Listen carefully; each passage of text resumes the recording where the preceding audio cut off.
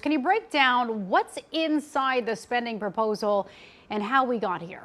Yeah, it's been a roller coaster week here where we have gotten to this conclusion now where the House has passed this overwhelmingly. The final vote there, 366 yes votes to 34 no votes. This is a huge victory for House Speaker Mike Johnson getting this over the finish line here, and likely means we're going to avert a government shutdown. Of course, it will first then need to go to the Senate to get a vote and then finally get a signature by President Joe Biden at the White House. It shows the power of lawmakers trying to get home for the holidays to be with family and constituents. Let's talk about what's in this bill briefly. It includes a 3-month extension of the current spending levels that would keep the government open through March. On top of that, it's got some $100 billion in disaster relief and then billions of dollars for economic relief for farmers.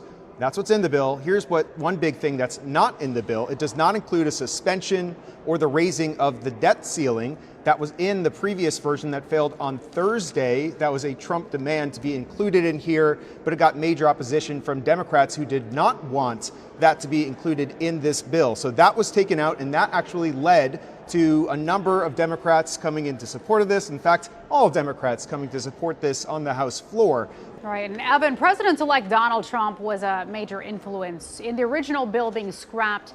Does this new bill align more with what Trump wanted? Well, that will be a big question moving forward to see how he reacts on social media, but I do think it's notable that he did not come out against this measure before they went to the House floor to vote, because he's shown in just the last few days that when he does come out against legislation, he has a huge impact in derailing any legislation. That happened earlier in the week on Wednesday when we appeared to be on a glide path towards passing a bill to avert a government shutdown. It had agreement from Republicans and Democrats, but then he came out Wednesday night against it, which basically was the KO to knock it down. All right, so Evan, what happens next? Right, so now that it cleared this major hurdle, and this was considered the bigger hurdle, it's going to head over to the Senate. In all likelihood, we're going to see this pass in the Senate, and then it would go to President Joe Biden's desk to sign it into law.